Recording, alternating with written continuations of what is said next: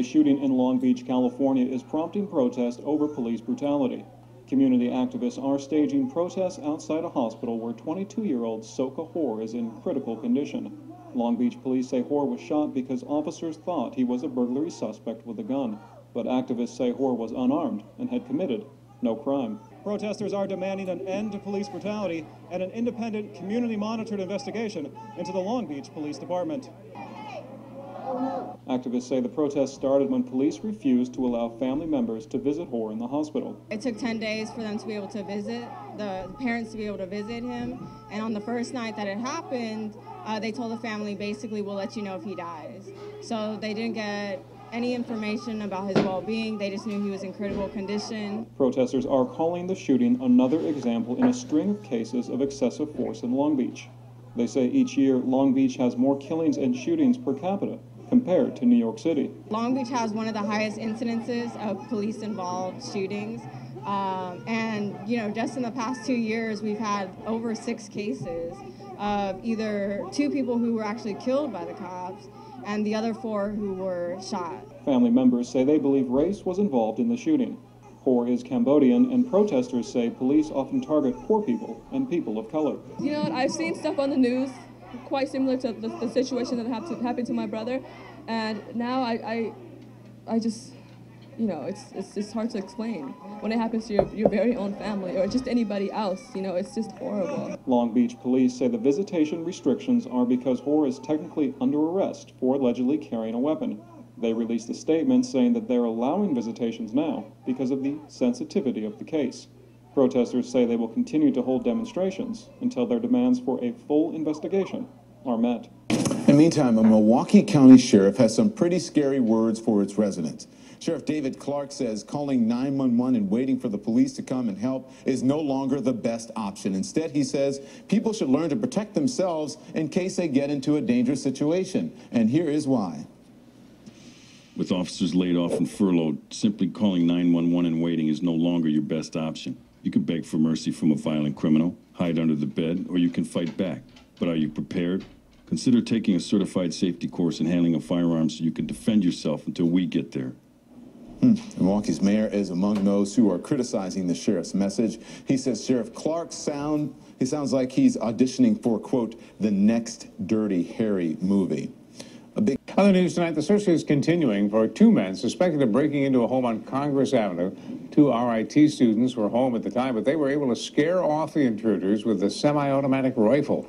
13-1's Evan White live at the Rochester Public Safety Building now with this story. Evan? Don, the reality of all this is still settling in for these young men. They're glad to be alive, but don't think that would have been the case without the gun. I haven't slept very much in the last couple of days. Christopher Boyce can't sleep because he's been thinking about what happened in his apartment on Tuesday morning. They entered in through this window. Boyce says that 2 armed men broke through the basement window. They must have just fake tapped to lure me downstairs like it was a knock on the door.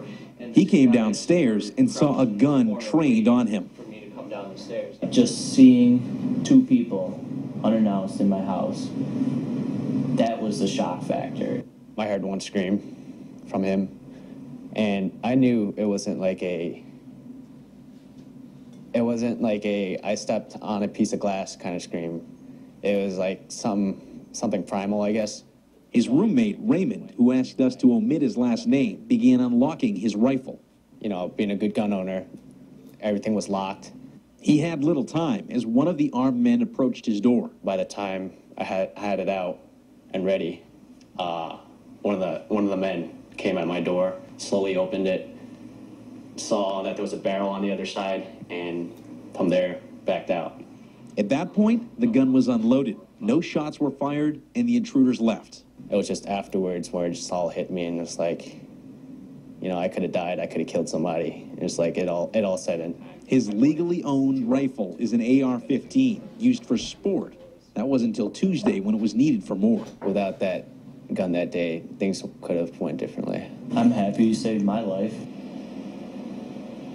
Now, police say that Raymond's gun was legally used. At this point, police believe the 2 people that entered that home had BB guns on them, and police have not arrested anybody yet regarding this incident. If you have any information, you're asked to contact Crime Stoppers at 423-9300. Reporting live in Rochester. Hello everyone, welcome to GGN. Today is Monday, January 28th, 2013. I'm Darko. I have a bunch of interesting articles. This whole video is going to be revolving around gun legislation and that. You already know my stance on it, most of you. I'm not going to go into it now. But my website's ggnonline.com, and on YouTube, ddarko2012 and 2013 are my YouTube channels. Alright, the first article I have for you is Obama asked police to help pass gun legislation. He tries to enroll police chiefs in the challenge of getting gun legislation through Congress. So here's a photo with a representative from Major Cities Chief Association and Major County Sheriff's Association. So you got some sheriffs that are on board with this agenda. Looks kind of shifty, doesn't it? And then you have sheriffs that, you know, are not going to put up with it. So that's what we'll cover. So he's turned to law enforcement leaders in 3 communities with mass shootings for help in getting Congress. So he's going to exploit a situation, right? Like Pierce Morgan said, you know, whatever justifies, you know, the ends. So at the White House meeting, Obama said that no group is more important in the gun debate, and he said he recognizes the issues elicits a lot of passion all across the country, which is why he's trying to exploit it, right? Emotions in those three states and that, or communities. But Obama also said he believes Congress will respond to appeals from police. He feels that political and law enforcement revenue collectors are dealing with this stuff every day. From here, it's Congress to pass an assault weapons ban, limit high-capacity magazines, and require universal background checks. Something that many of you have probably seen, Washington County Sheriff's Office. This is the deputy sheriff. Open letter to the president, basically, saying, "My fellow sheriffs and I have prepared the following letter for the president." And this was dated January 7, 2013. You've probably seen this, but I'll go ahead and read it. It's pretty interesting. I won't read all of it, but just kind of the gist of it. It says, "We, the elected sheriffs of Utah, like so many other fellow Americans, are literally heartbroken for the loved ones of the murder victims." Right, of course. It goes on here, we also recognize the scores of other recent domestic massacres which have decimated countless honorable lives. But it goes on here, it says, "As Americans, we value the sanctity of life, and furthermore, similar to our founders, we acknowledge our subservience to a higher power." But anyways, they go down there and says here, with all the mass shootings America has endured, it is easy to demonize firearms. It is also foolish and prejudiced. He says firearms are nothing more than instruments, valuable and potentially dangerous, but instruments nonetheless. It goes on, it says, "Malevolent souls like the criminals who commit mass murders will always exploit valuable instruments in the pursuit of evil. As professional peace officers," which is interesting, refer to themselves as peace officers, which they used to be, "if we understand nothing else, we understand this, that lawful violence must sometimes be employed to deter and stop criminal violence. Consequently, the citizenry must continue its ability to keep and bear arms, including arms that adequately protect them from all types of these illegalities." He says, "As you deliberate, please remember the founders of this great nation created the Constitution and its accompanying Bill of Rights in an effort to protect citizens from all forms of tyrannical subjugation." This is coming from a deputy sheriff. But he goes on, he says, "We respect the office of the president, but make no mistake, as the duty elected officials or sheriffs of our respective counties, we will enforce the rights guaranteed to our citizens by the Constitution. No federal official will be permitted to descend upon our constituents and take away from them what the Bill of Rights, in particular Amendment 2, has given them. We, like you, swore a solemn oath to protect and defend the Constitution of the United States, and we are prepared to trade our lives for the preservation of its traditional interpretation." And that was pretty well put, traditional interpretation. From the Utah Sheriff's Association. Then you have this, "Defiant Sheriffs continued from the 24th of January. It says, "We have," this is from Lou Rockwell blog, "new entries for our list of sheriffs defying the unconstitutional and lawless theft of our guns." So it goes on and talks about Charleston County sheriff. He vowed Thursday to ignore any proposed gun control measures he deems unconstitutional. A growing chorus of lawmen across the nation opposed to new firearm restrictions. In his opinion, he said those demanding harsher gun laws are, quote, "taking advantage of broken hearts," end quote, to push their agenda and restrict a vital right in the wake of the shooting massacre. So the blog says, "If I don't move to Texas, I might have to head to South Carolina." It says our next 2 reports originate there as well in Spartanburg. He says he doesn't think the government should tell people what they can and cannot have. So it goes on here. It says, "I'm not going to confiscate weapons from people that are law-abiding citizens. I'm not doing it, and I don't care what kind of orders come down," says Wright. Just, brief background on regular police, your city police, and corruption. Criminals give officers steroids. So this is who Obama's going to help legislate gun control. Dozens of police officers are being investigated for using anabolic steroids supplied by criminals in gyms, a report has revealed. CBS runs a segment called Let's Give Up on the Constitution. So pretty interesting. It's only a couple minutes. You can go in there and check it out from Georgetown Law Professor Louis Michael Seidman. I've got a simple idea. Let's give up on the Constitution. I know it sounds radical, but it's really not. He goes, constitutional disobedience is an American as apple pie. For example, most of our greatest presidents are greatest presidents. So he's going to tell us what our greatest presidents were. Jefferson, Lincoln, Wilson, both Roosevelts had doubts about the Constitution, and many of them disobeyed it when it got in their way.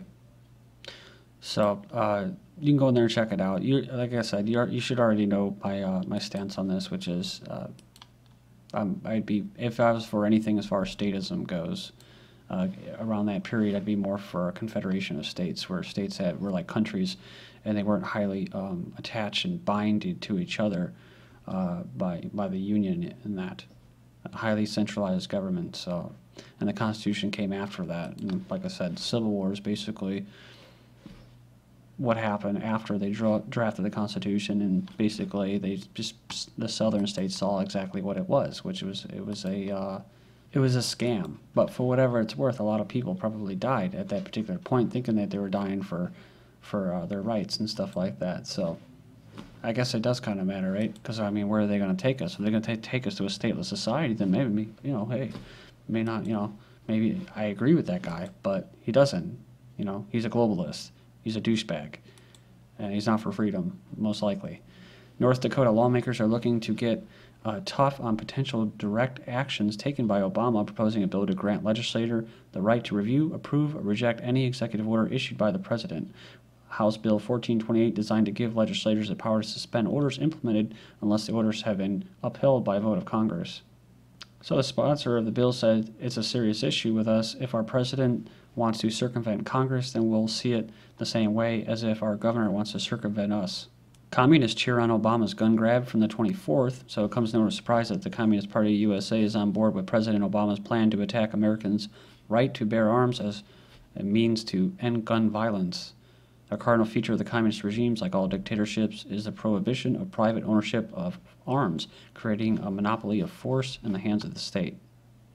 The January 18th article, People's World, an official publication of the Communist Party USA, declared that, quote, the ability to live free from the fear of threat of gun violence is a fundamental democratic right. So one that far supersedes any so-called personal gun rights allegedly contained in the Second Amendment, end quote. And speaking of which, we have what? Rahm Emanuel takes gun battle to the banks. So Rahm Emanuel, the mega city or mega region known as the Great Lakes region, is taking his gun control push to private banks and asking major lenders in Chicago to stop doing business with firearm manufacturers.